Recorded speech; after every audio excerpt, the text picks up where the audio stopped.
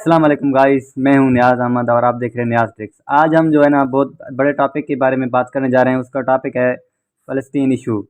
सबसे पहले हम ये जानते हैं कि बैकग्राउंड इसका क्या है, हिस्ट्री ऑफ फ़लस्तीन का क्या है। तो ये जो फ़लस्तीन है इम्पोर्टेंट है थ्री मज़हब्स के लिए, important for three religions. Number first Jews, second Christian and number third Islam. Jews के लिए इसलिए अहम है क्योंकि जो सुलेमान अलैहिस्सलाम का जो है ना सुलेमान जो है ना हज़रत सुलेमान का यहीं पर है। और क्रिश्चियन के लिए इसलिए कि इनका मानना है कि जो है ना हज़रत ईसा अलैहिस्सलाम को यानी यहाँ पर क्रूसिफाइड किया गया था, यानी उसको वहाँ पर फांसी दिया गया था। और इस्लाम के लिए इसलिए अहम है कि क्योंकि यहाँ पर हमारा जो है ना अवल किबला जो है ना मस्जिदुल अक्सा जो है ना हमारा यहाँ पर है, इसलिए ये हमारा अहम है। तो 7th सेंचुरी में क्या इसको यानी मुस्लिम्स की तरफ से यानी कॉन्कर किया, फतेह किया गया। उसके यानी मुख्तलिफ यानी गवर्नमेंट्स ने इस पर हुकूमत की है। 12 से लेकर 13th सेंचुरी तक मंगोल्स का यहाँ पर गवर्नमेंट रहा है। और उसके बाद जो है ना हमारा ओटोमन एम्पायर आया जो 1516 से लेकर 1970 तक ओटोमन ने यानी सल्तनत उस्मा ने यहाँ पर अपना हुकूमत किया है। उसके बाद जो है ना यहाँ पर 1915 होता है, जो यहाँ पर इसका यानी इशू स्टार्ट हो जाता है। यहाँ पे मेकमोन होता है, वो यानी प्रोमिस्ड का यानी वादा करता है अरब वालों से कि वो आपको यानी सेपरेट होमलैंड दिया जाएगा यहाँ पर फ़लस्तीन के साइड में।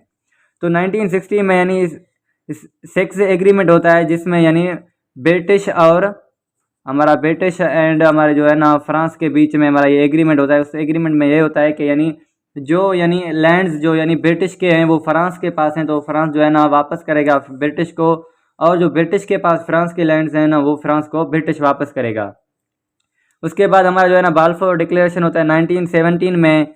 यानी उसमें क्या कहता है, यूएसए यानी अंडर प्रेशर देता है यानी ब्रिटिश वालों को कि आप यानी ज्यूज़ को सेपरेट होमलैंड दें उनको।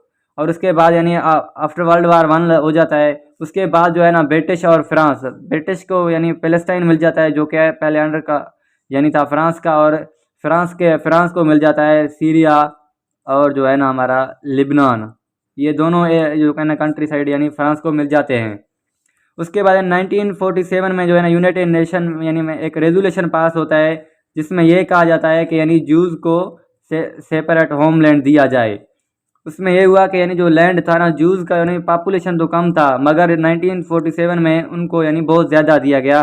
तो ये यानी 1948 में एज इंडिपेंडेंट किया गया इसराइल आज़ाद ममालिक के हैसियत के तौर पर।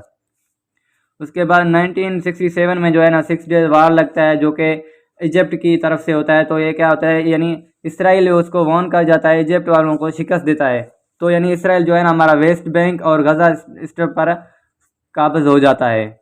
उसके बाद 1973 में जो है ना एक सरप्राइज अटैक यानी इजिप्ट और सीरिया करता है 1973 में इसराइल के ऊपर। वो भी जो है ना इसराइल यानी उस पर यानी सुपर पावर हो जाता है, क्योंकि उसके पास यूएसए का सपोर्ट था। उसके बाद 1987 में इंतफादा हो जाते हैं, जिसमें यानी अपराइजिंग हो जाता है, यानी पैलेस्टाइन्स वालों ये जो है ना अपने हकूक़ के लिए उठते हैं।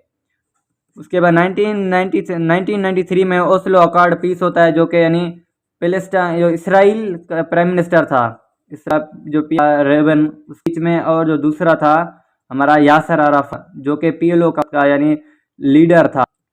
यानी उसमें यानी 1993 में ये हो जाता है, जो यानी जो लैंड के पास है वो 1947 जो ब्रिटिश ने दिया था उसके हिसाब से यानी 1967 में ये जो वेस्ट बैंक और गजा स्ट्रिप पे ये काबज हो गए थे, वो इनको लीव कर जाएगा और पीछे हट जाएगा। और इसके बाद इस पीस की वजह से 1994 में इन दोनों को नोबेल प्राइज़ भी दिया गया था। और उसके बाद जो है ना हमास आ जाता है। हमारा हमास यानी क्या करता है, सुसाइड बॉम्बिंग करता है इसराइल में। तो इस वजह से ये हमारा यानी ओस्लो अकॉर्ड पीस जो होता है ना वो कैंसिल किया जाता है। उसके बाद 2014 हो जाता है, जिसमें यानी इसराइल जो है ना इन्वेस्ट हो जाता है गज़ा में। ये पहले भी यानी गज़ा में आया था जो है ना 2008 में, मगर उसके पे यानी बीच में वो पहले निकल भी चुका था, फिर वापस उन्हें किया गया, इन्वेस्ट किया गज़ा पर। और दूसरा उसके बाद यानी ये वापस नहीं गया। और 2023 में जो है ना हमास ने एक ऑपरेशन लॉन्च किया था, जिसका नाम था ऑपरेशन अल अक्सा, जो अब तक 2024 है, अब तक भी ये चलता हुआ आ रहा है। और उसके बाद जो है ना इसका अगर हम नाज़रीन इसके यानी सॉल्यूशन के हिसाब से कहें तो इसका यानी सॉल्यूशन क्या है, अगर हम यूनाइटेड नेशन के हिसाब से देखा जाए तो वही वो यही कहता है कि इसका जो सॉल्यूशन है जो हमारा 2 स्टेट्स है। यानी यहाँ पर 2 स्टेट्स हैं, यानी ज्यूज़ के लिए एक सेपरेट है 2 स्टेट, यानी ज्यूज़ को एक अलग यानी स्टेट दिया जाए और अरब वालों को एक अलग स्टेट दिया जाए। अभी जो यानी हमारा जो है ना फायर जो चल रहा है यहाँ पर, सुसाइड बॉम्बिंग है, जो ऑपरेशन चल रहे हैं, इसमें जो हमास वालों का यही कहना है कि जो है ना हम हैं जो सीज़ फायर करने के लिए तैयार हैं, यानी जंग बंदी। और जो इसराइल कहता है कि मैं टेम्परेरी यानी वक्त के लिए हम यहाँ सीज़ फायर कर सकते हैं, परमानेंट नहीं।